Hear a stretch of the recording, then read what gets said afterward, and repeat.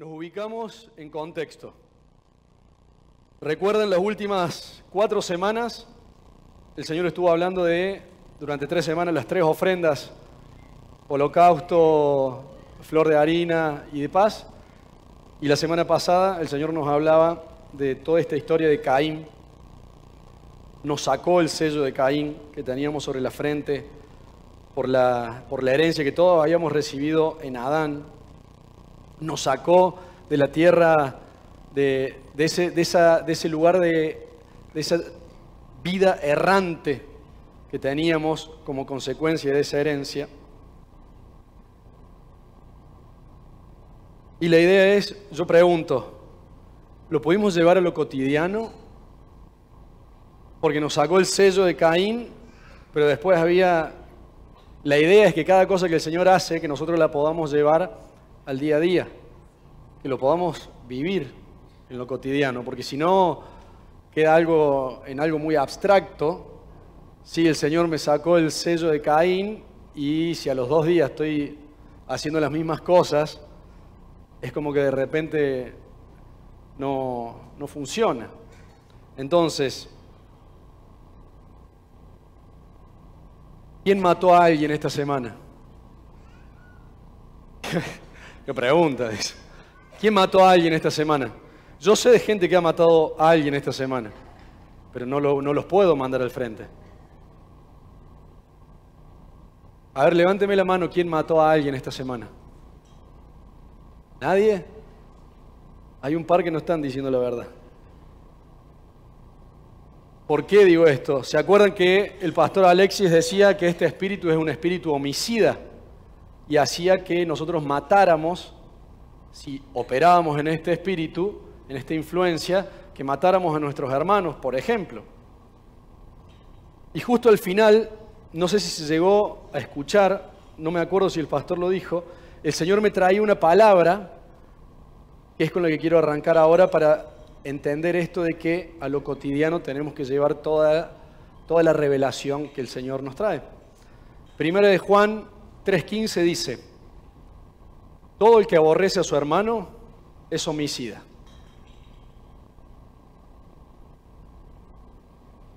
Entonces yo hago la pregunta de nuevo. ¿Alguien mató a alguien esta semana? Y si fueran totalmente sinceros, varios levantarían la mano. ¿Ves? Ahí ya hay unas cuantas manos levantadas. Varias manos levantadas. El Señor dice que simplemente aborreciendo a alguien, a un hermano, sos un homicida para lo que Él considera, no para lo que nosotros consideramos.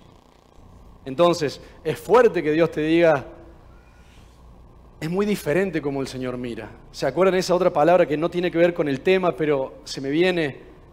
Todo el que mira a una mujer para codiciarla ya adulteró con ella en el corazón. Entonces, muchas veces decimos, yo no soy adúltero, yo jamás le fui infiel a mi esposa.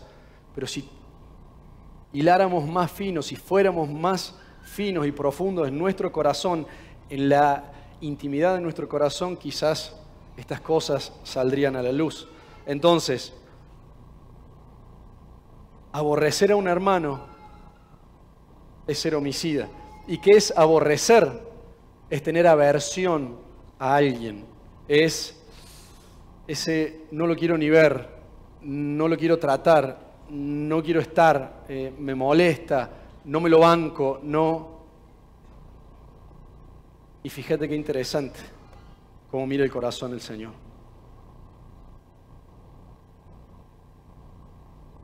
Si tenés cosas que resolver con alguien y no lo pudiste hacer esta semana porque no se te reveló que debías hacerlo después de haberte el Señor sacado el sello de Caín, las misericordias de Dios se renuevan todos los días, andá y hacelo. ¿Sí? Andá y hacelo, porque si no es una mentira que estés acá. ¿Sí? Volviendo a la historia de Caín, entendimos que el principal problema de Caín, ¿cuál fue?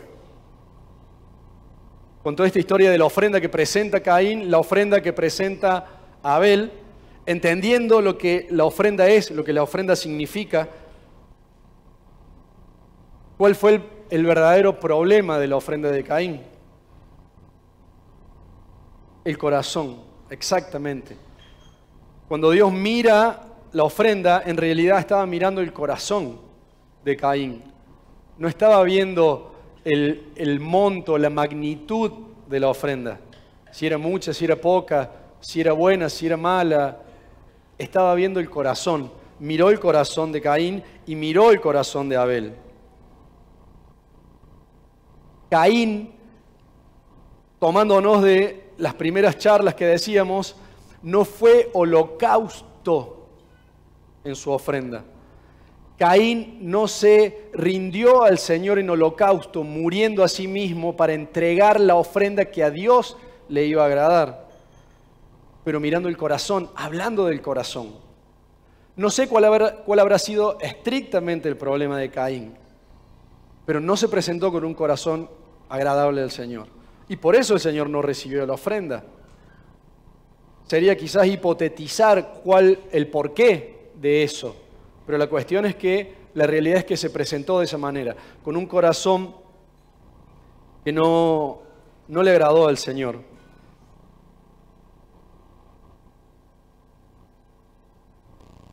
El modelo de ofrenda, el modelo que Caín debiera haber seguido y el modelo que nosotros debemos seguir permanentemente a la hora de que nuestras vidas sean una ofrenda presentada al Señor, es Cristo.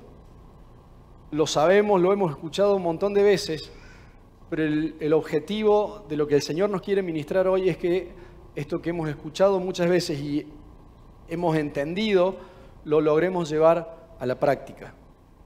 Entonces, vos me decís, pero ¿cómo Caín podría haber seguido el modelo de Cristo? Y sí, porque Cristo en la eternidad hizo lo que hizo.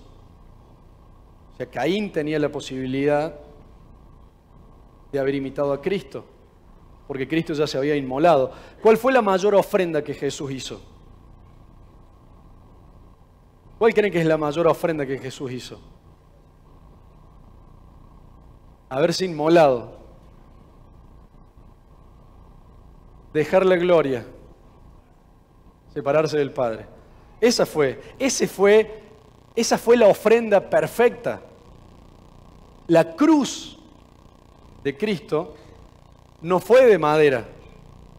La cruz de Cristo fue separarse del Padre, despojarse de la deidad, despojarse de ser Dios.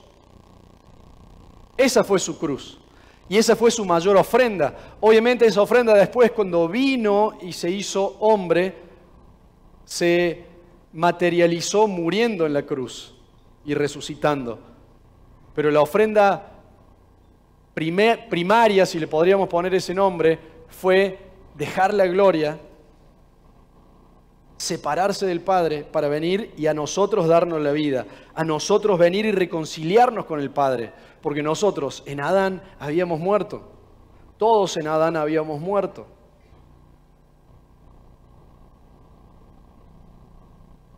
Y un punto bien importante para que nosotros entendamos la dinámica de la ofrenda, la dinámica que Caín no entendió, es que la ofrenda, nosotros como ofrenda, acuérdense cuando estamos hablando ahora de ofrenda, estamos hablando primero de nosotros como ofrenda y obviamente después algo que podamos traer al Señor. Pero primero estamos hablando de nosotros como ofrenda.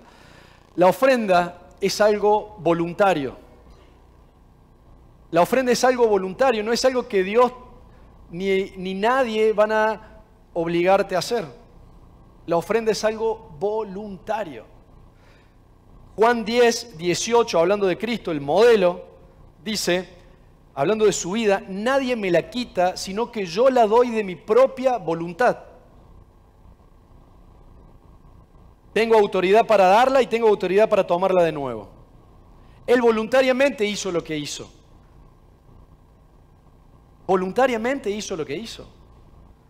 Y el Señor a nosotros nos pide exactamente lo mismo, porque tenemos toda la capacidad para hacerlo, porque Cristo está en nosotros, porque su Espíritu Santo nos habita. Entonces, algo similar, en Romanos 12, 1, dice, así que, está hablando Pablo en este caso, dice, así que, hermanos, los exhorto por la gran misericordia de Dios, que presenten sus cuerpos como sacrificio vivo, santo, agradable a Dios, que es su culto racional. Y ese culto racional que habla es que nosotros voluntariamente decidimos hacer todo lo anterior. Ese es el culto racional. Decidir voluntariamente presentar nuestras vidas como un sacrificio vivo, santo y agradable a Dios. Entonces, nosotros tenemos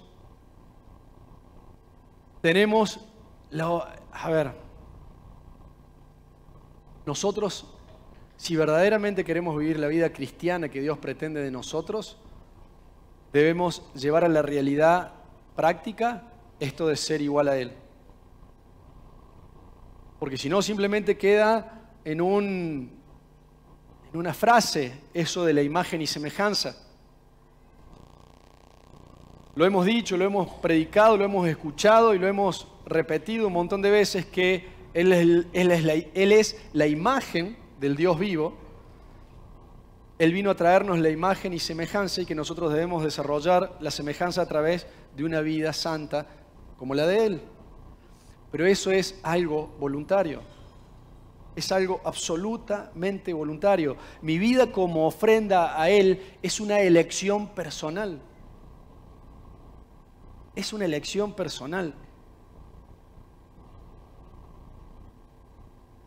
Ni discipuladores, ni pastores, ni tus papás, ni apóstoles, nadie va a poder, ni siquiera Dios mismo, va a poder obligarte a lo que vos tenés que hacer voluntariamente como una elección de vida.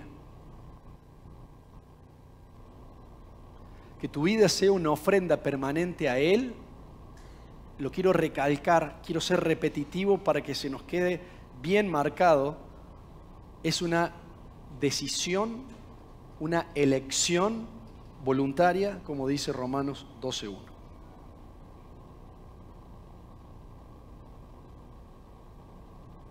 Y que yo voluntariamente me decida eso es vivir permanentemente negándome a mí mismo para vivir en novedad de vida, vivir en la resurrección de Cristo todos los días de mi vida.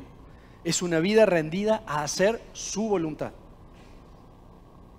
Que yo me entregue como ofrenda, como un sacrificio vivo, es decidir voluntariamente a que absolutamente todos los días de mi vida, en todas las áreas de mi vida, yo voy a hacer su voluntad. Vos me decís, bueno, pero tampoco es tan fácil. Nadie está diciendo que sea fácil. A Jesús no le fue fácil despojarse de su gloria. ¿Ustedes creen que a ustedes les parece que les fue fácil despojarse de su gloria siendo Dios, no aferrarse a eso y venir y hacerse obediente? ¿Les parece que les fue fácil? Si la parte natural de lo que Él hizo fue difícil, imagínense la parte en la eternidad si no fue difícil. ¿Cuál fue la parte natural? Cuando Él estaba en Getsemaní, tenemos el ejemplo palpable de que no le fue fácil. De hecho, Él dijo en un momento, si es posible que esto no pase, pero que no sea mi voluntad sino la tuya. Imagínate eso en la eternidad. Imagínate eso en la eternidad. Pero sí es posible, porque el poder de Dios opera en nosotros. Sí es posible, porque si Él lo hizo y Él nos dijo que las cosas que Él hizo nosotros las podríamos hacer, entonces sí es posible vivir como una ofrenda voluntaria y permanente a Él. Sí es posible. El tema es que muchas veces nosotros, por un motivo o por otro, no estamos dispuestos a eso. O no logramos, o quizás sí estamos dispuestos, pero no lo logramos conseguir. Entonces, lo que nosotros necesitamos hoy poder ver en cada uno de nosotros es qué se está interponiendo para que esa realidad se pueda manifestar. Si volvemos a Génesis 4:7, cuando habla de esta historia de Caín y Abel, hablándole Dios a Caín, le dice, si obrás bien, no serás enaltecido, pero si no obras bien, el pecado acecha a la puerta y su mal deseo va contra ti, pero vos has de dominarlo. Lo que nos quita de ser una ofrenda agradable a Dios es algo que a Dios desagrade, obviamente, y eso es el pecado. Dios aborrece el pecado. Entonces, como en esa historia de Caín, el pecado siempre va a estar tocándonos en la puerta para que nosotros dejemos de ser esa ofrenda agradable. Siempre va a estar tocándonos la puerta. Como dice ahí, a Caín el pecado de alguna manera le estaba tocando la puerta.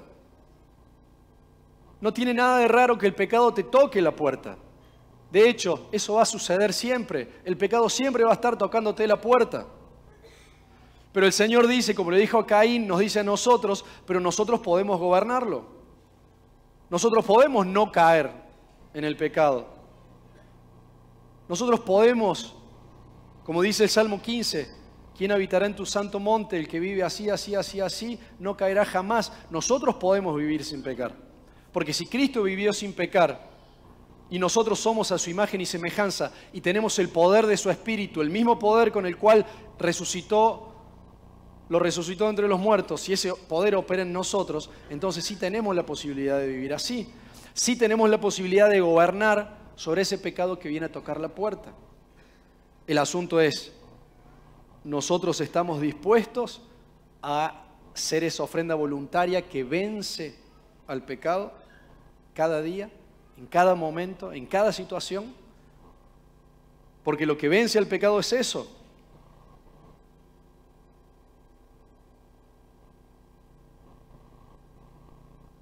El pecado no tiene ningún poder sobre nosotros.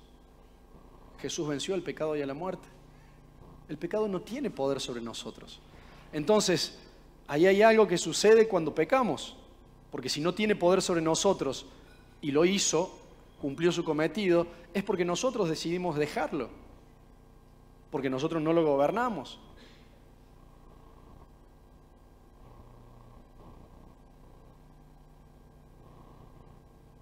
Y es por eso, entendiendo toda esta situación, toda esta lucha que uno vive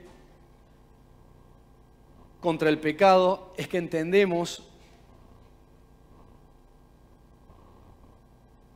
la dinámica de la ofrenda, la dinámica de mi vida entregada como un sacrificio vivo. ¿Por qué? Porque eso es día tras día, minuto tras minuto, situación tras situación. Todo el tiempo vamos a estar dando esta batalla. Todo el tiempo vamos a estar dando esta batalla.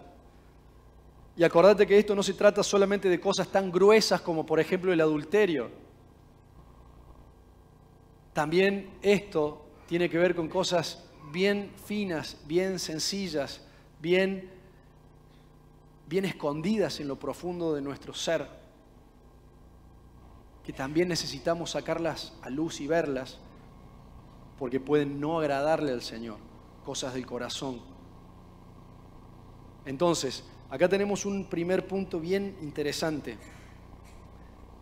No solamente Dios quiere que seamos una ofrenda, sino quiere que seamos una ofrenda que a Él le agrade. Por eso, no es que nuestra vida de ofrenda voluntaria es cumplir los requisitos de la ley solamente, sino andar en el Espíritu, cumpliendo las cosas que Dios nos pide. Porque yo no voy a hacer una ofrenda agradable a Él solamente si me sacrifico en las actividades que Él quiere sin un corazón recto, sin un corazón rendido a Él. Y eso es lo que le sucedió a Caín. Él estaba haciendo la actividad que Dios le había mandado, que era presentar una ofrenda, pero no la estaba haciendo con un corazón limpio, puro delante de Dios. ¿Qué significa esto hoy, en el 2017?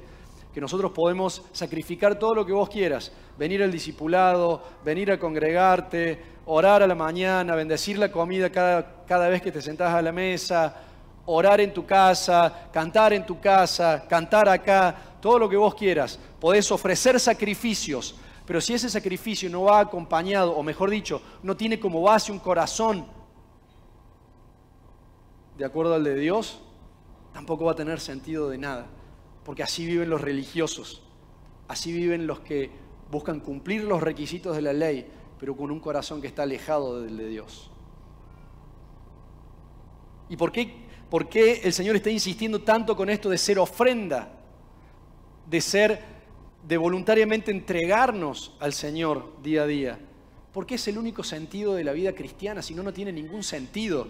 Si yo hago de mi vida lo que a mí me parece, cuando el Señor dice totalmente lo contrario, no tiene ningún sentido que yo me llame cristiano.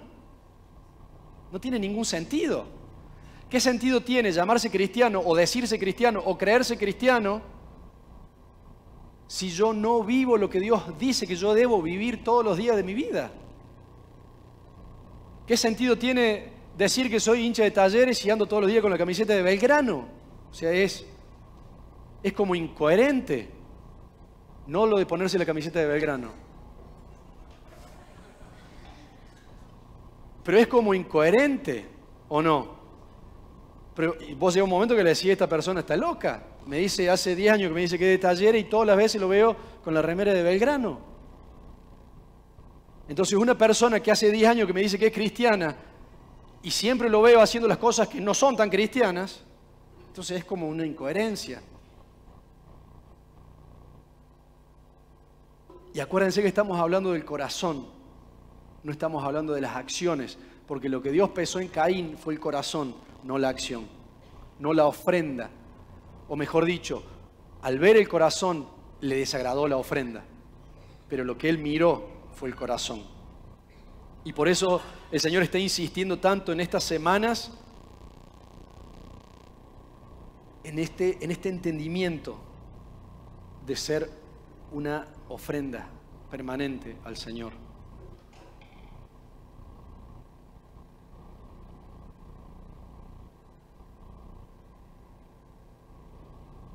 Porque si estamos haciendo, aunque digamos que hacemos la voluntad de Dios, lo que estamos haciendo es nuestra voluntad, en realidad nunca vamos a estar logrando andar en el reino de Dios y su justicia. Nunca vamos a estar logrando eso, porque eso se logra solamente así,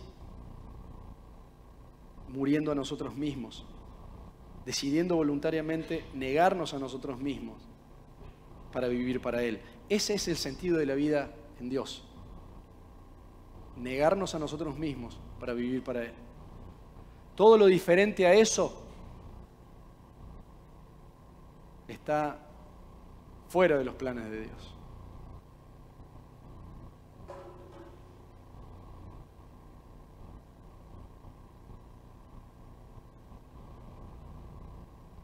Y acá entramos ya un poco más en el corazón del tema.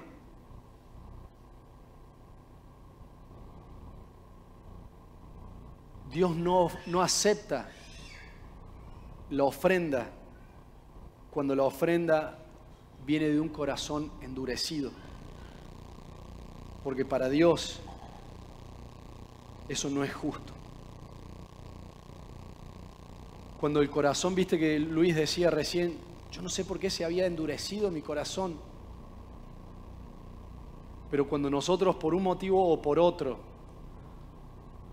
llegamos a dejar que nuestro corazón se endurezca, por eso hoy un poco el centro de lo que el Señor quiere ministrarnos es el corazón duro, el por qué y el cómo salir de eso. Un corazón endurecido nunca va a ser justo delante de Dios. Y de esa manera, con un corazón endurecido, aunque yo haga los sacrificios que Dios me pide, entregue las ofrendas que Dios me pide, nunca le voy a agradar. En Isaías 46, 12, dice: escúchenme, duros de corazón, que están lejos de la justicia.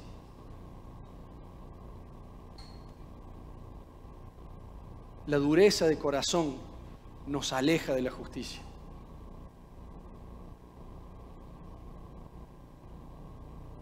¿Y qué es? ¿Qué significa alejarnos de la justicia? Significa que vamos a empezar a dejar de recibir los beneficios de ser hijos de Dios. ¿Cómo decís eso? ¿De dónde lo sacás?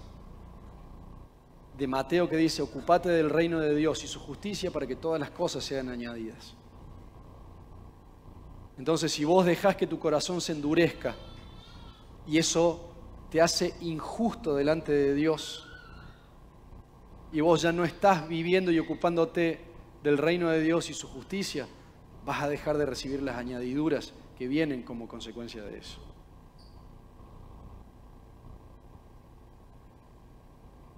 Y este es uno de los motivos por los cuales muchas veces podemos no recibir lo que estamos esperando recibir de Dios.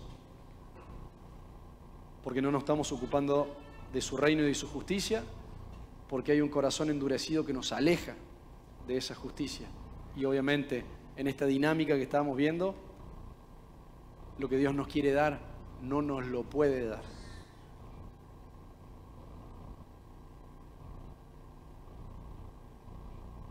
Al endurecernos, acuérdense esto, no necesariamente es consciente ese endurecimiento.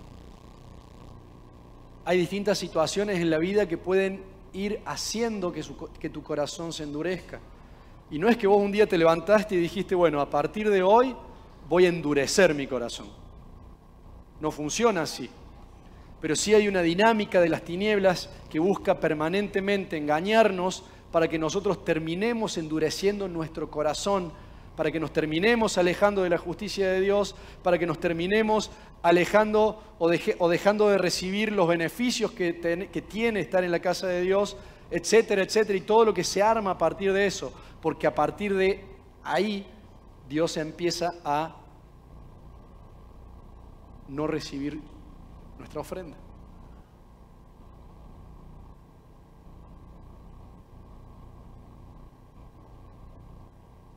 ¿Qué cosas endurecen el corazón? Sería la pregunta ahora. Porque estamos diciendo que el problema es el corazón duro, el corazón endurecido. Pero bueno, ¿cómo llegamos a un corazón endurecido? Y si bien hay un montón de caminos para llegar a un corazón endurecido, vamos a ver algunos puntos.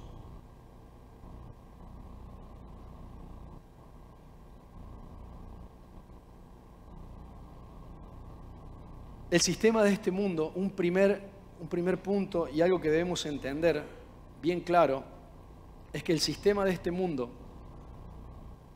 está diseñado para que los corazones se endurezcan.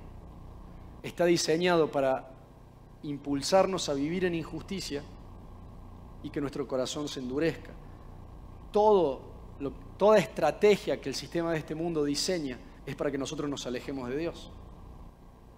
Ese es el fin. Ese es el objetivo. La famosa lucha entre estos dos reinos que hablamos, el reino de Dios y el reino de las tinieblas, por cada una de las vidas, funciona de esa manera. Dios buscando atraernos a Él con lazos de amor y las tinieblas buscando que nos alejemos de Él para que lo adoremos a Él. Entonces, el sistema de este mundo va a estar permanentemente buscando con una estrategia, con otra, de que nuestro corazón se endurezca y que vivamos alejados de la justicia de Dios. Entonces muchas veces, aunque cristianos, caemos en dinámicas del sistema de este mundo. Dinámicas de pensamiento, maneras de actuar. A ver, con ejemplos muy básicos. Muchas veces de repente el enemigo empieza a sembrar en tu corazón que tenés que tener dinero para que verdaderamente seas alguien. El sistema de este mundo busca convencer a través de pensamientos, de sistema de creencias. Por eso en el mundo ser exitoso es tener dinero. Entonces de repente vos sí sos una persona que ama a Dios, pero de repente soltó una semilla el diablo de que nunca vas a ser un hombre de éxito o una persona de éxito mientras no tengas dinero. Te podés congregar, podés orar, adorar, lo que quieras, pero siempre vas a ser un fracasado mientras no te puedas comprar un auto 0 kilómetros, mientras no puedas tener tu casa propia, etcétera, etcétera. Entonces, si bien esas son cosas lícitas que el Señor nos quiere dar, porque como hijos tenemos la riqueza de todo, si nosotros caemos en el engaño de lo que el enemigo está buscando hacer al soltar esa semilla con un pensamiento, nuestro corazón se va a empezar a ir tras eso y va a terminar endureciéndose, porque el afán va a ser conseguir eso. Y me puedo seguir congregando, puedo seguir siendo el discipulado, pero mi corazón va a empezar a endurecerse porque empiezo una lucha en mis fuerzas, engañado por esta semilla que cayó de maldad, buscando conseguir el éxito económico para ser alguien.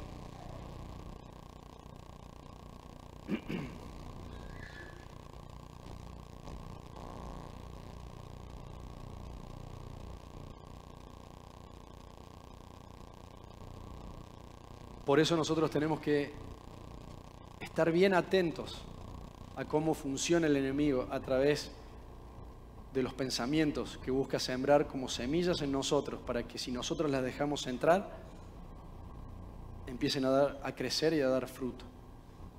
Porque de repente nos podemos encontrar con el corazón endurecido y ni siquiera supimos por qué.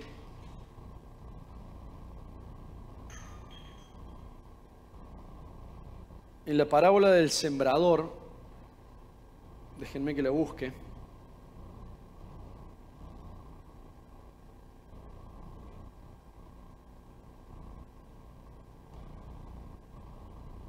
No tengo internet.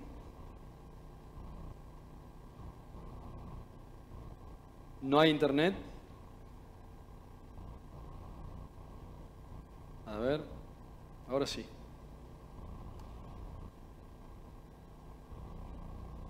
¿Alguien se acuerda dónde está la parábola del sembrador?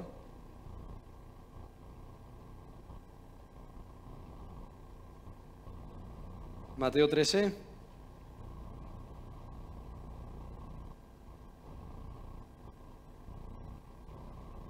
Mateo 13. Bien.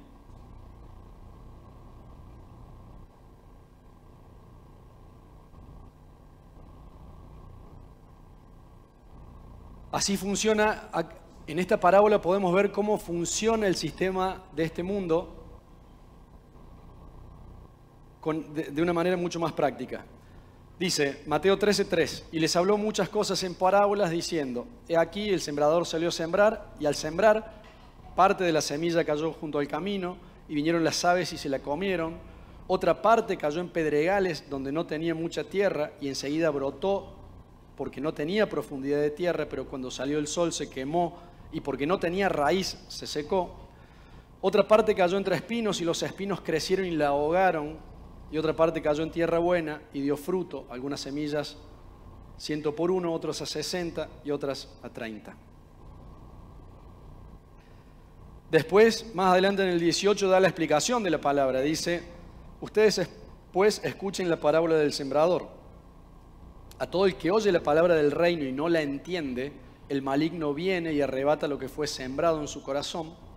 Este es aquel en quien se sembró la semilla junto al camino, y aquel en quien se sembró la semilla en pedregales es el que oye la palabra y enseguida la recibe con gozo, pero no tiene raíz profunda en sí mismo, sino que solo es temporal, y por causa de la palabra viene la aflicción o la persecución, enseguida tropieza y cae. Y aquel en quien se sembró la semilla entre espinos, este es el que oye la palabra, pero las preocupaciones del mundo y el engaño de las riquezas ahogan la palabra y se queda sin fruto. Pero aquel en quien se sembró la semilla en tierra buena, este es el que oye la palabra y la entiende, este sí da fruto y produce, uno a 100, otro a 60 y otro a 30. En esa explicación podemos ver de qué manera el sistema de este mundo busca que nosotros, lo que el Señor permanentemente siembra en nosotros, no sea robado, no sea quitado y que tenga como consecuencia un corazón endurecido frente a Dios. Porque si todo lo que el Señor siembra, nosotros no lo podemos incorporar porque nos es robado o porque es ahogado, o lo que dice acá, sí o sí el corazón entra en una dinámica de endurecimiento. ¿Por qué? Porque nada de lo de Dios va creciendo, porque nada de lo de Dios va dando fruto. Entonces, ¿en qué cosas cada vez que el Señor siembra algo, el enemigo lo arrebata, como las aves, como dice acá? ¿Podés identificar en vos palabras que el Señor te dio, verdades que el Señor estableció, quiso establecer en vos, semillas que Dios te dio y que hoy no están?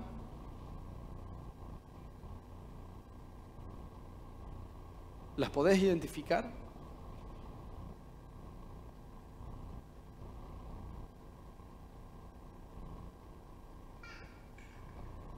El versículo 22 es tremendo cuando dice que el que cayó entre espinos es el que oye la palabra, pero las preocupaciones del mundo y el engaño de las riquezas ahogan esa palabra y se queda sin fruto. Es lo que decíamos recién. El enemigo va a estar permanentemente buscando desviar el foco de tu atención para que vos te preocupes por las cosas de este mundo y que cada cosa que Dios quiere sembrar en vos sea ahogado.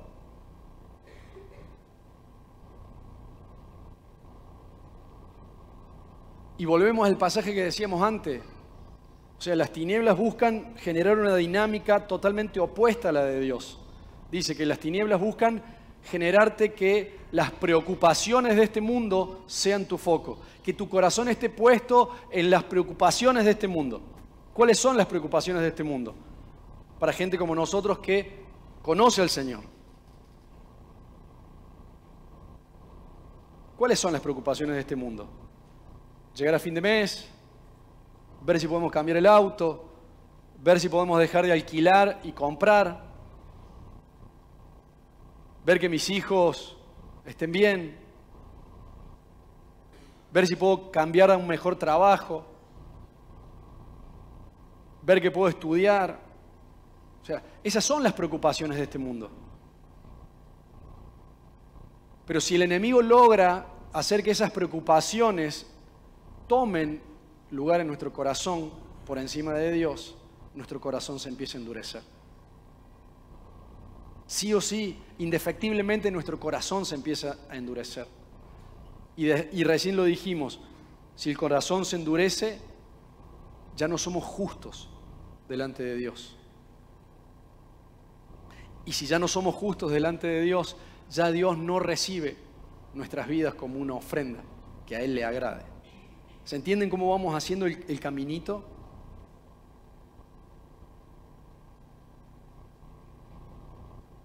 Y esto, digamos, estas dinámicas están muy ligadas con el egoísmo. El infierno busca permanentemente que nosotros estemos enfocados en nosotros mismos. El egoísmo quería buscar en el diccionario qué significa egoísmo, y dice un excesivo amor a mí mismo, un amor a mí mismo inmoderado y que me hace atender desmedidamente el propio interés. Entonces, sabemos que en estos dos reinos que hablamos, la dinámica de funcionamiento en uno es una y en el otro es otra. En la dinámica de Dios, del reino de Dios, ¿dónde está el yo? Hablando de Freud. ¿No dijo Freud eso? El yo, el super yo y el ello. ¿Ah? ¿Dónde está el yo? No digan acá, yo. ¿Dónde está el yo en el reino de Dios? ¿Dónde? morido, muerto. El yo en el reino está muerto, por eso dice, ya no vivo yo, sino que Cristo vive en mí. Y lo que ahora vivo en la carne, lo vivo en la fe en el Hijo de Dios. En el reino de Dios, el yo está muerto. El yo está muerto y mi espíritu está resucitado con él. En el reino de las tinieblas, el yo es el que gobierna. Yo quiero esto, yo voy a decidir hacer esto, yo voy a tal lado. Y no significa que ahora no puedo decir yo para vivir en el reino. No es que digo, quiero ir al cine. No es que no nombro más yo ahora. ¿Me entendés? Es una cuestión en el corazón. Lo que dijimos al principio, es una cuestión de que si yo decido vivir para Él o no.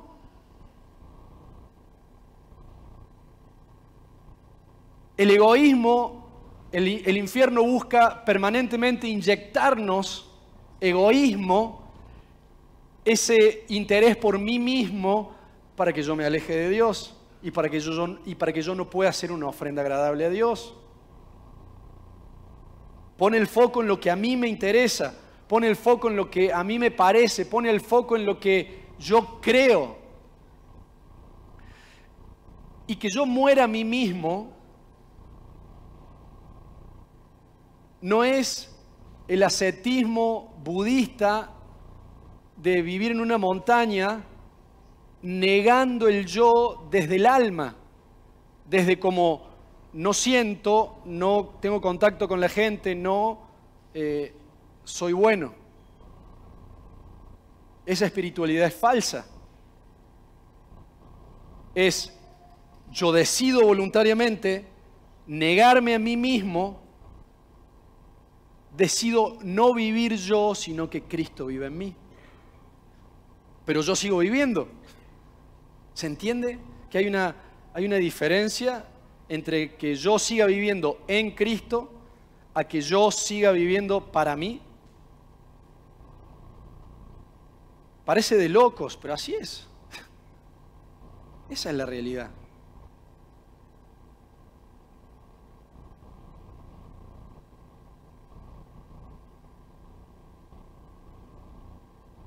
El sistema de este mundo, esto que hablamos del egoísmo, el sistema de este mundo busca que nosotros creamos que nuestra vida nos pertenece a nosotros. Y eso endurece el corazón. Porque nuestra vida no nos pertenece a nosotros. ¿No dice la palabra de que no nos pertenecemos a nosotros mismos?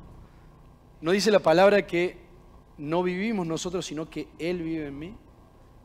¿No lo repetimos tantas veces? ¿No lo cantamos? Entonces, ¿por qué muchas veces no lo logramos vivir? Lo cantamos, lo repetimos, pero ¿y por qué no lo logramos vivir cotidianamente? ¿O por qué no lo logramos vivir en todo? Porque hay cosas en las cuales sí hemos logrado morir a nosotros mismos y porque hay cosas en las que no. ¿En qué hemos sido engañados por el sistema de este mundo? ¿En qué hemos permitido que las tinieblas vengan a sembrarnos para que nuestro corazón se termine endureciendo?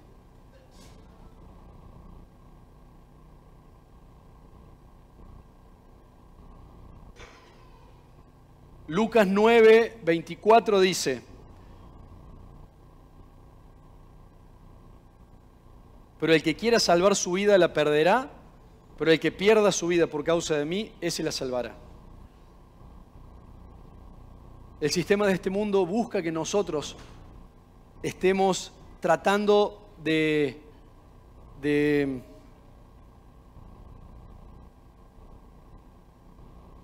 tener el gobierno de nuestra vida.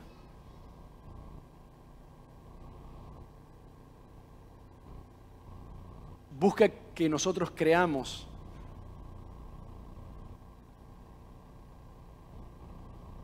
que nosotros somos dueños de nuestras vidas.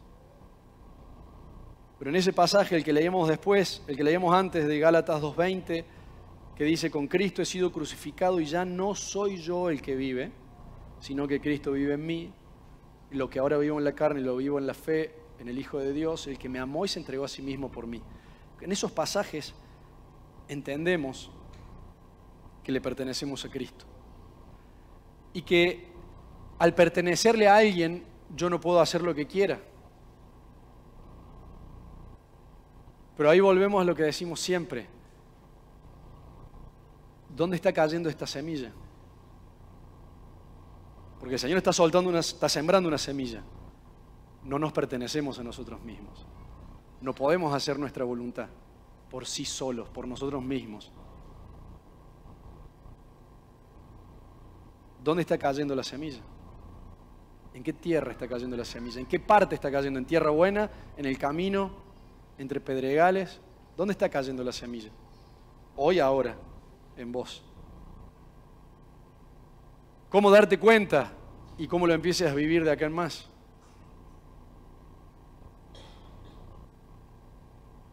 ¿Cómo darte cuenta de que si la semilla que sembró el Señor al principio cuando te dijo que si aborreces a alguien sos un homicida, cae en buena tierra o en otro lado, si en la semana solucionar los problemas que tenés con quien tenés que solucionar?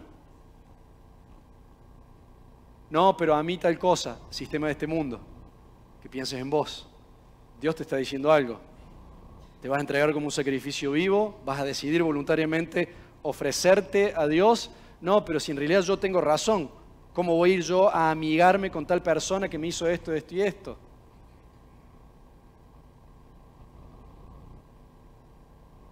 Y mira que Dios está diciendo ahí en ese pasaje, el que aborrece a su hermano, considera vos lo que corresponde.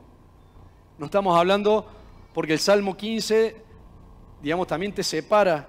Hago de paréntesis para entender, porque tampoco es que tenemos que ir a los asesinos. ¿Por qué te digo esto? Porque el Salmo 15 dice que nosotros tenemos que menospreciar a los que Dios menosprecia. ¿Sí? Eso el Señor lo dice. Los que Él menosprecia, a nosotros nos manda a menospreciarlos, fuera. Pero a los que Él aprecia, nosotros debemos apreciarlo. Entonces el problema es con los que Él aprecia si nosotros no los apreciamos. Eso lo tenés que resolver vos. Entonces, ahí ya vas a tener una manera práctica, a algunos, los que tienen alguna dificultad con un hermano que Dios sí aprecia, bueno, a ver cómo lo haces.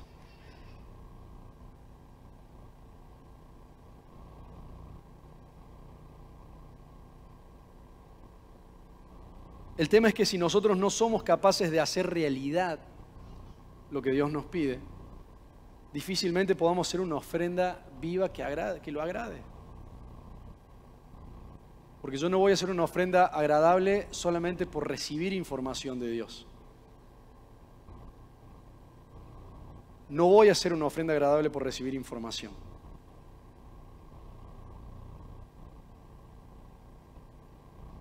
No voy a ser una ofrenda agradable a Dios porque Dios me dé semillas. Porque esa semilla debe morir para dar fruto. Porque esa semilla puede ser robada.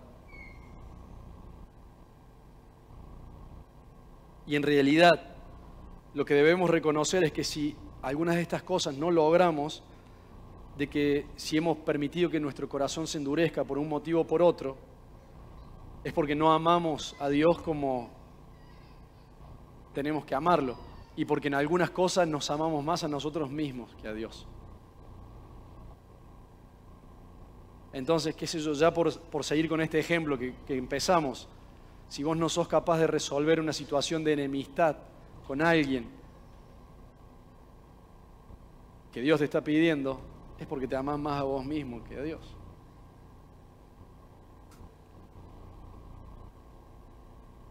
Entonces, no esperes que cuando vengas a traer tu ofrenda acá, Dios la acepte con agrado. No lo esperes, porque Él lo dice que no. No se me ocurre a mí que no te la va a aceptar. ¿No dice otro pasaje que si vos estás yendo a llevar la ofrenda y alguien tiene algo contra vos, andá, resolvelo ¿No dice así? Me dicen como, no sé si dice así. ¿Dice así o no? O no me acuerdo bien. Dice así.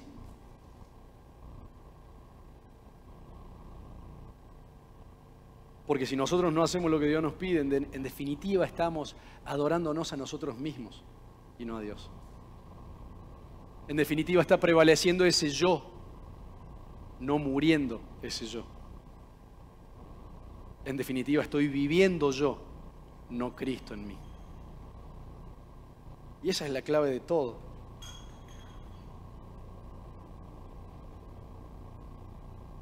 Y el último punto que también tiene mucha relación, porque obviamente siempre las tinieblas, para lograr su cometido, trabajan como en una red, en conjunto, con estrategias.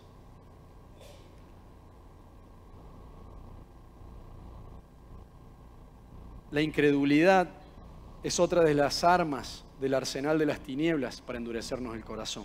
Y anoche lo hablábamos con los jóvenes. El Señor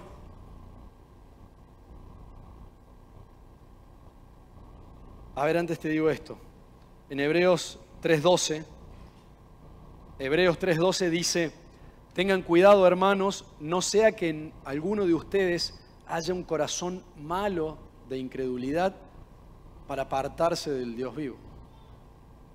Obviamente que la incredulidad entendemos que nos aleja de Dios. La incredulidad es como la fe es el canal que nos conecta con Dios, la incredulidad es el canal que nos conecta con las tinieblas. Es lo opuesto a la fe. Y nosotros hablábamos anoche con los jóvenes, el pastor Andrés hace un par de semanas lo comentó, hace un tiempo, unas cuantas semanas atrás, el Señor nos habló de lo que como grupo de jóvenes en este tiempo debíamos estar haciendo. Nos mostró esta estrategia, este diseño de funcionar de acuerdo a los 4 rostros que habla en Ezequiel 1 y en base a eso organizarnos en grupos dentro de los jóvenes y salir a manifestar lo que esos 4 rostros manifiestan hacia la ciudad, ir y alumbrar, ir y llevar pan, ir y llevar vida, ir y llevar justicia, ir y hacer misericordia, etcétera, etcétera, etcétera. Y el domingo pasado fuimos al Parque de las Naciones. Nos juntamos todos los chicos en el Parque de las Naciones. Y bueno, llegamos, nos sentamos, armamos una ronda y empezamos a adorar, a ver qué hacemos primero. Adoramos al Señor.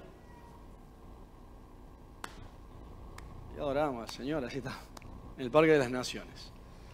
A los 10 minutos el Señor me dice: esto da asco. Pero, a ver, en el buen sentido, no estaba recibiendo la ofrenda. No lo estaba recibiendo. ¿Por qué? Porque nadie creía lo que estábamos haciendo. Me dice eso el Señor. Están llenos de incredulidad. Ni creen para qué están acá. Ni creen, o sea, vinimos, porque me incluyo, no me excluyo de eso. Vinieron y porque había que hacer algo y venir el domingo a las 4 al parque como grupo de jóvenes y bueno, y hagamos algo. Pero era real. El Señor no estaba recibiendo esa ofrenda. ¿Por qué? Porque había un corazón duro por incredulidad. En realidad, no digo de todos. A ver, hablo por lo que como grupo estábamos viviendo. No creíamos en lo que habíamos ido a hacer. No creíamos que si uno iba y se acercaba a alguien lo podía sanar de una enfermedad. No creíamos que si íbamos a predicarle a uno no se nos iban a burlar y se iba a convertir. No lo creíamos. No lo creíamos. La realidad, a ver, chicos, ¿lo creíamos o no? Sinceramente, a ver, seamos sinceros, yo estaba re loco. ¿Qué puede ser? ¿Lo creíamos o no? No, no lo creíamos. ¿Por qué? Porque la estrategia del infierno en este tiempo y anoche en la reunión de jóvenes nos habló específicamente de esto. La estrategia en este tiempo para separarnos del propósito, para separarnos de ir y hacer realidad esto que vimos en el Espíritu, este diseño de los 4 rostros y esto de ir a la ciudad a alumbrarla y a soltar la vida que tenemos en nosotros, iba a ser una lucha contra la incredulidad. Específicamente como grupo de jóvenes, pero ahora obviamente lo hablamos porque es una de las estrategias más fuertes que el infierno implementa en nuestra contra para que nuestro corazón se endurezca. ¿Qué es? A ver, ¿por qué se endurece? ¿Qué te pensás que, cómo está tu corazón cuando estás adorando al Señor así? A ver, seamos sinceros. Si vos me decís que ese corazón está caliente, está fresco, está blando, estamos todos locos. ¿Sí o no? ¿Satura mucho? Dame ese.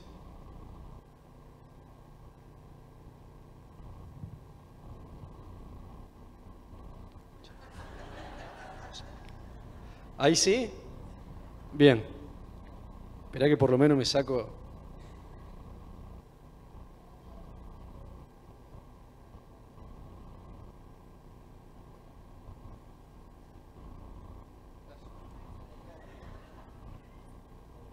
Sí.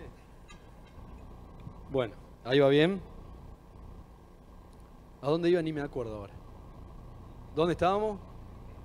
En la incredulidad, pero lo último que dijimos fue, ¿cómo? ¿Qué del corazón? Lo de aplaudir así. Bueno, están atentos, está bueno. Está bueno porque están atentos. Entonces, tenemos que ver y entender que la incredulidad endurece el corazón.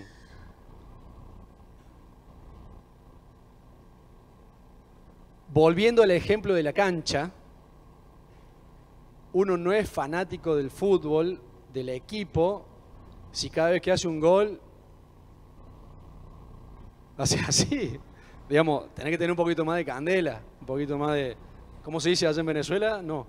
¿En Venezuela se dice así? No. Un poquito más de candela, un poquito más de fuerza, de fuego. Con el Señor pasa lo mismo. Si tu corazón está endurecido, vas a adorar así. Y es una realidad, haciendo paréntesis, que si vos adorás de esa forma, verdaderamente hay un problema en el corazón. Porque no te digo que todos debemos saltar cada vez que adoramos, cada uno tiene obviamente su temperamento y su manifestación, porque tampoco queremos que seamos todos iguales. Hay uno que le gusta bailar más que al otro, o lo que sea, y lo exterioriza así, pero a ver, algo hay que exteriorizar. Porque tampoco decir ese, hay gozo, hay gozo, hay gozo en mí, hay gozo. O sea, si ese es tu gozo, déjame lejos tuyo. Déjame lejos tuyo, más en momentos de angustia. Más en momentos de angustia. Si ese es tu gozo, cuando tú estés triste, ni me llames. Ni me llames. ¿Ah? Te apago el teléfono, te clavo el visto. Ah, como dicen ahora los muchachos. Te vistié, me dijo uno el otro día. Había llegado hasta te clavo el visto, pero te vistié ya mundial, monumental.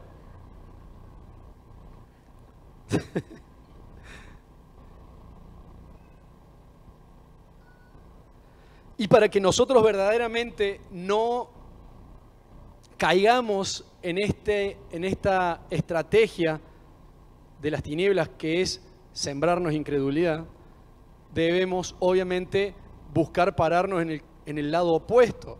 ¿Cuál es? Dijimos recién, el lado opuesto, la fe.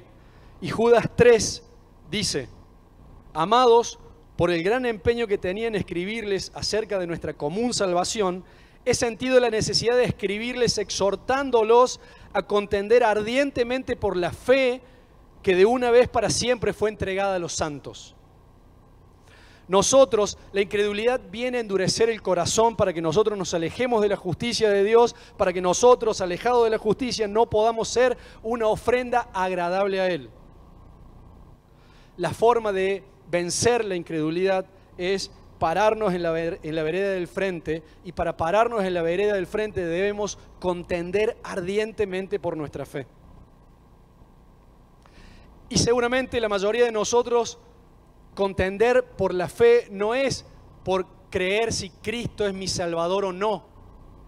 Digamos, esa fe ya la tenemos, en eso ya hemos creído, y en eso el Señor, creo que te diría que la mayoría de nosotros no logra sembrarnos la incredulidad respecto a si Jesús es mi Señor y Salvador o no.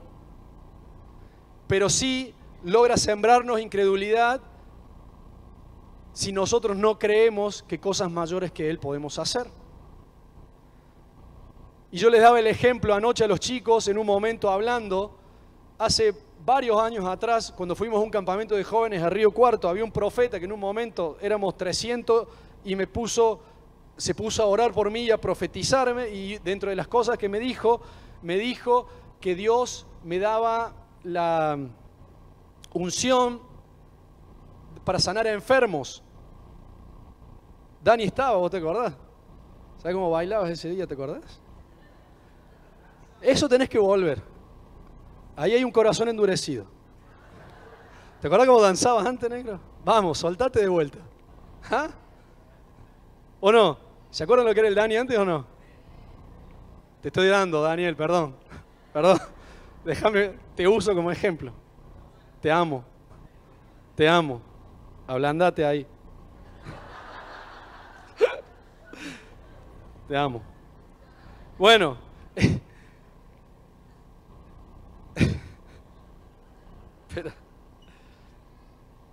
Bueno, imagínate, yo volví de Río Cuarto, en ese momento lloraba. El Señor me estaba hablando, me estaba dando, era una cosa que se soltaba. Volví al tiempito, no me acuerdo si fueron 2, 3, 4 semanas, no me acuerdo, donde yo trabajaba. Un día voy a la imprenta en la cual nosotros hacíamos los trabajos, y me dicen ahí, le pregunto no me acuerdo el nombre, sinceramente, por Don Pérez. Me dice, no, Don Pérez está internado con cáncer terminal en el hospital. Era un hombre con el que yo tenía trato porque era el que nos entregaba las revistas ahí en el trabajo, etc. Y había hablado, ponele 10, 15 veces, porque lo veía una vez al mes cuando nos traían las cosas. Y le había hablado del Señor y todo.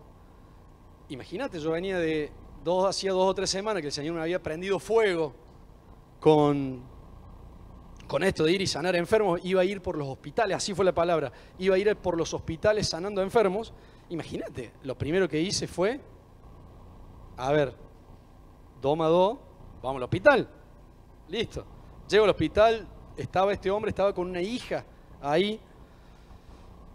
Y bueno, hablamos un rato y oré, se sana y pum, pam, pam, gloria a Dios, salvado, y un racatá para todos, así. Y me fui, inflado, calculá, si venía de la revelación del Señor que me había soltado todo eso sobre mí. A los 2 días, Don Pérez,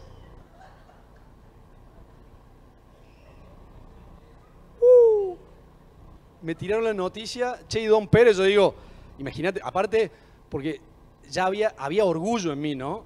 Porque yo esperaba que se sanara, que todos dijeran, lo sanó en ese momento. Yo lo reconozco, estaba todo bien mezclado en ese momento. Don Pérez partió. Y sí, partió.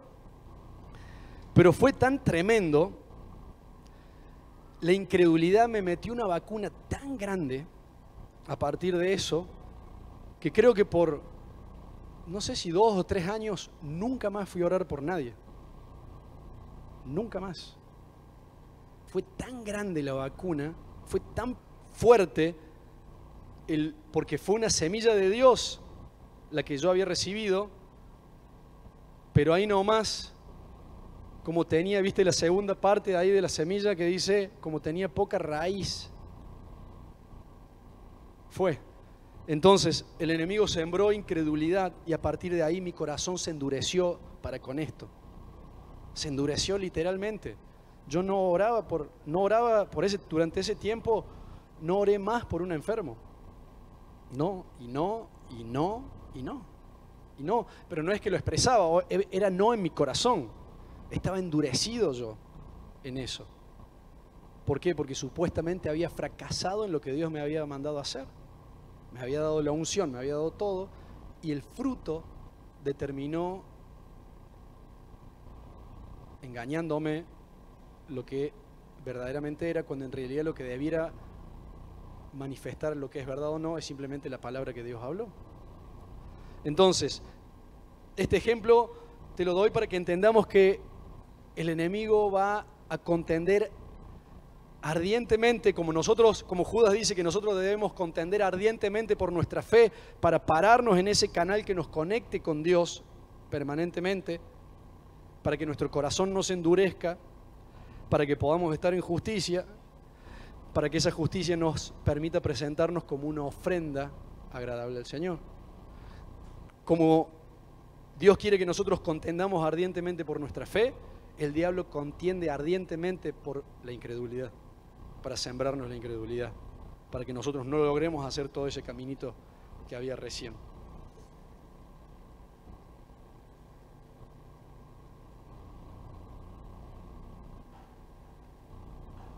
Hay muchas cosas más que endurecen el corazón, pero el Señor quería que hoy tuviéramos estas presentes. Pero sin duda es que el Señor va a seguir hablándonos en estos días de distintas cosas que endurecen el corazón.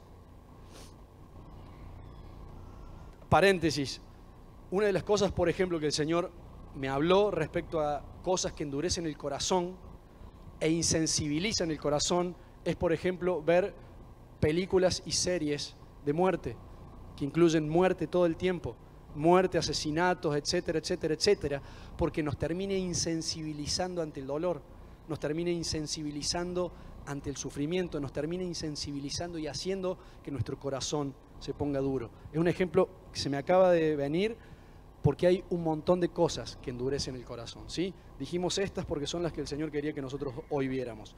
Entonces, la idea es cerrar con esto.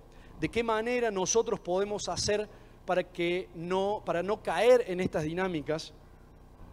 Y es, la única manera de tener un corazón que agrade a Dios es amarlo a Él más que a todas las cosas. Es muy simple. Cuando el Señor dice en Lucas 10, 27, amarás al Señor tu Dios con todo tu corazón, con toda tu alma y con todas tus fuerzas, etc. Si nosotros amamos a Dios por sobre todas las cosas, nuestro corazón nunca va a endurecerse. Y venga la estrategia que venga, nunca va a poder penetrarnos. Porque si nosotros amamos verdaderamente a Dios por sobre todas las cosas, no va a tener lugar, no va a tener cabida jamás.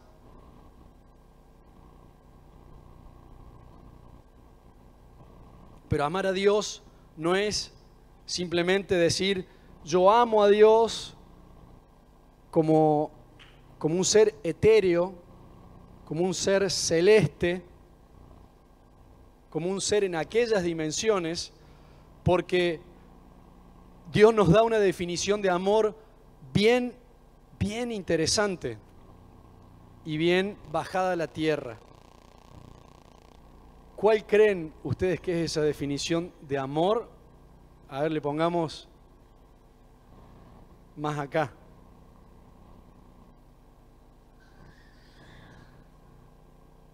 Exactamente.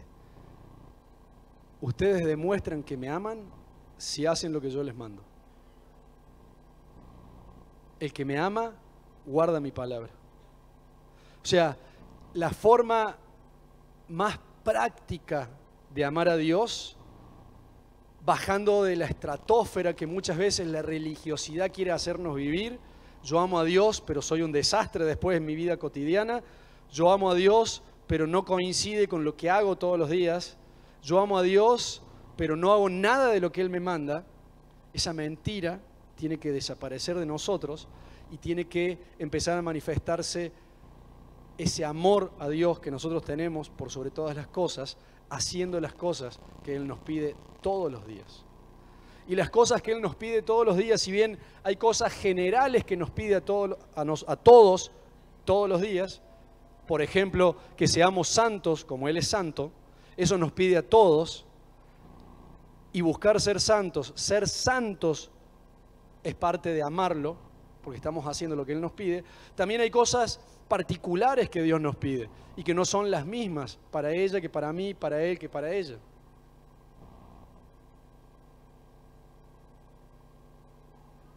Por eso es importante que cada uno pueda ver, entender, discernir qué cosas Dios te pide a vos en particular, aparte de las generales.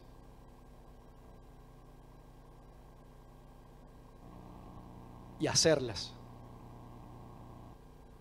Cada cosa que Él te mande, hacela. Cada cosa que Él te pida, hacela. Y eso va a ir mostrando tu amor por Dios.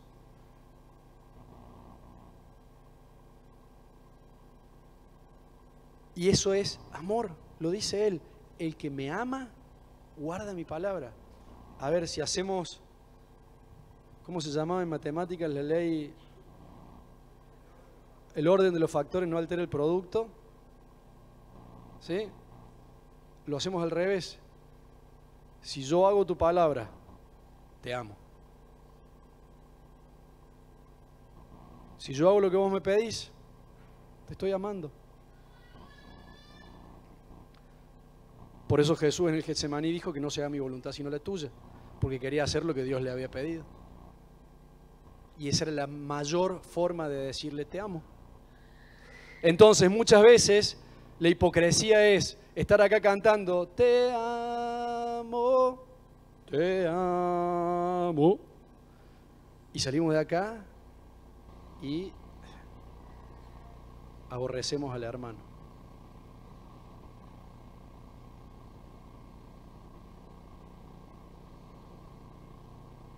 Es difícil que sea verdad.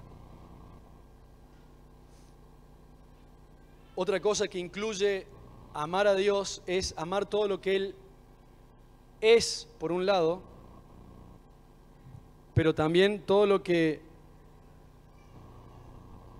Él establece, por otro lado. Porque yo no puedo decir que amo a Dios, pero no amo su iglesia. Que amo a Dios, pero no amo a sus pastores. Que amo a Dios, pero no amo a sus hijos. Que amo a Dios, pero, ¿se entiende? Es incoherente. Es incoherente. No puedo decir que amo a Dios y no amo sus preceptos, sus mandamientos. El Salmo 119, ¿qué dice? 119. ¿Qué dice? Salmo 119. ¿Qué dice el Salmo 119? ¿Se acuerdan que, a ver, es el más largo de la Biblia o no? Eso se acuerdan todos. Esas cositas nos acordamos. Es el más largo de toda la Biblia. Y dice, en resumen, ¿qué dice?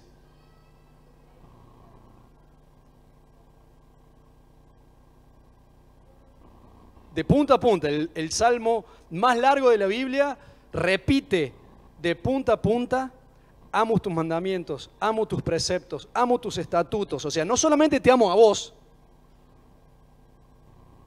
sino que amo todo lo tuyo. Amo tus estatutos, amo tus preceptos, amo tus leyes, amo tus reglas, amo tu iglesia, amo tus pastores, amo tu autoridad, amo todo lo tuyo aparte de amarte a vos.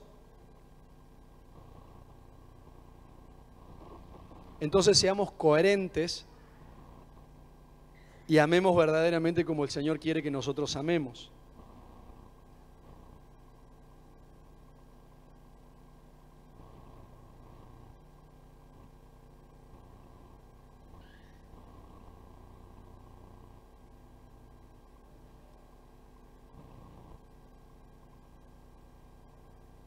Y otra cosa, y cerramos con esto, y les pido a los chicos que vengan. hay algo que también de alguna forma cierra todo este círculo, que es lo que nos permite permanentemente estar a cuentas con Dios.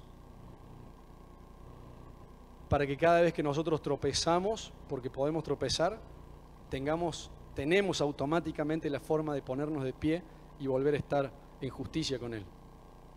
¿Cuál es? Es la sangre del Señor. Porque la sangre del Señor, dice, nos limpia de todo pecado. Primera de Juan 1 dice, si nosotros andamos en luz, como Él está en luz, tenemos comunión los unos con los otros y la sangre de Jesús, su Hijo, nos limpia de todo pecado.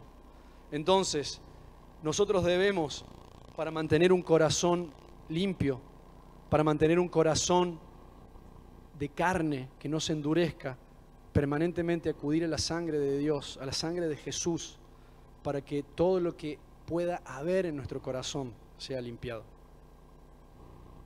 La palabra dice que del corazón salen malos pensamientos, fornicaciones, celos, adulterios, salen del corazón, pero salen de un corazón que se ha corrompido con todo eso. Nosotros podemos mantener un corazón puro, podemos y debemos, es lo que Dios nos pide, mantener un corazón puro, un corazón limpio, un corazón que no esté endurecido contra Dios. Entonces, como sea que el Señor nos quiera confrontar con esto, cada uno lo vivirá. Luis lo que contó fue lo que el Señor utilizó con él, llevarlo a ese lugar y hacerle ver la dureza de su corazón, que estaba siendo insensible, y le mostró esa realidad para que verdaderamente su corazón se quebrantara. Y qué lindo, Luis, sinceramente, qué lindo. Pero, ¿qué quiere hacer Dios con cada uno? ¿Cómo lo quiere hacer? No sé, lo vas a encontrar vos y Él. ¿Ha entrado incredulidad? ¿Está duro tu corazón? ¿Por qué está duro tu corazón? ¿Te has preocupado por vos? ¿Te han abrumado las cosas de este mundo? ¿Estás preocupado por el dinero? ¿Estás preocupado por cómo llegar a fin de mes? ¿Estás preocupado por tus hijos? ¿Estás preocupado? Las preocupaciones de este mundo están ahogando la semilla de Dios. ¿Qué está pasando en tu corazón? ¿Por qué no lográs ofrecerte como un sacrificio vivo en algunas cosas? ¿Por qué no lo lográs? Son preguntas que te está haciendo el Señor simplemente para que vos cheques con Él esto. Vos y Él saben. Vos y el Señor saben qué hay en tu corazón. Acordate que el Señor lo que mira es tu corazón. Y aunque podamos entre nosotros dibujarnos que tenemos un corazón muy lindo, el Señor mira tu corazón. ¿Y la ofrenda que estás presentando es agradable al Señor? Es una pregunta, no es un juicio. Lo que estás presentando, tu vida, ¿está siendo un sacrificio vivo para el Señor? ¿No está siendo un sacrificio vivo completo? Quizá en cosas sí, en cosas no. ¿Qué todavía no pudiste entregar como un sacrificio vivo? ¿En qué cosas no has podido morir todavía? ¿En qué cosas no has podido morir? ¿En qué cosas yo no he podido morir? ¿En qué cosas todavía el yo está más fuerte que el amor por Dios? ¿En qué cosas el amor a mí mismo prevalece? Son preguntas que nos estamos haciendo todos. Yo me las estoy haciendo en este momento. Y me las vine haciendo mientras el Señor me daba todas estas cosas. ¿Qué cosas todavía no logro hacer morir para que Cristo viva en mí? Y todos tenemos algo. Todos tenemos algo. Pero no hay condenación para los que estamos en Cristo. Los que hemos sido llamados, no tenemos condenación. Por eso no viene esto como condenación, sino simplemente como un sacudón de Dios para que podamos ver.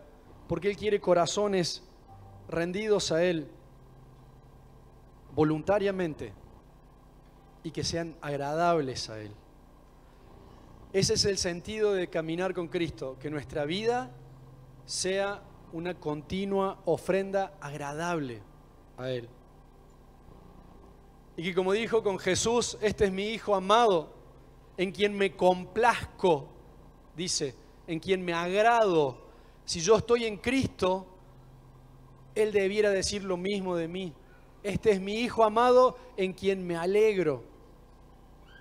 Chicos, ustedes no están acá por casualidad, el Señor quiso que ustedes estén acá. Porque están entrando en etapas de sus vidas donde toman decisiones frente al pecado.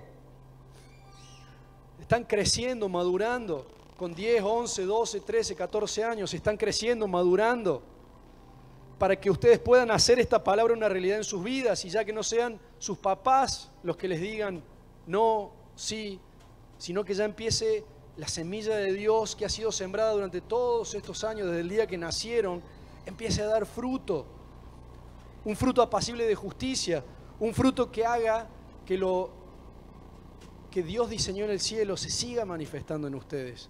Hombres puros, hombres justos, hombres poderosos en el Señor. Pero ya el Señor empieza a darles un despertar a la responsabilidad de, cuando el pecado quiera golpear, ustedes se paren y digan no, no. Cuando el pecado te golpee la puerta y diga mentí, que vos digas no, no. Cuando el pecado venga y te diga maltrata a tus hermanos, que vos digas no. ¿Está bien?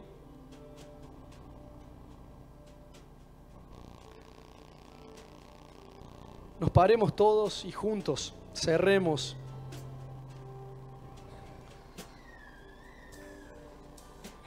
Sabiendo que tenemos un Dios que es misericordioso y que se compadece de nosotros, porque Él, todo esto que nosotros vivimos, Él lo vivió. Él lo vivió de pe a pa, lo vivió de punta a punta. Y Él prevaleció. Y Él no se dejó vacunar por la incredulidad. Él no se dejó vacunar por el egoísmo. Él no se dejó vacunar por el sistema de este mundo. Él no permitió que su corazón se endurezca jamás. Él no se permitió perder el amor. Él no permitió amarse a sí mismo más que al Padre. Entonces, ese Cristo que vivió todas esas cosas es el que entiende lo que cada uno de nosotros está viviendo y es el que viene a impulsarnos para que podamos establecernos donde Él quiere.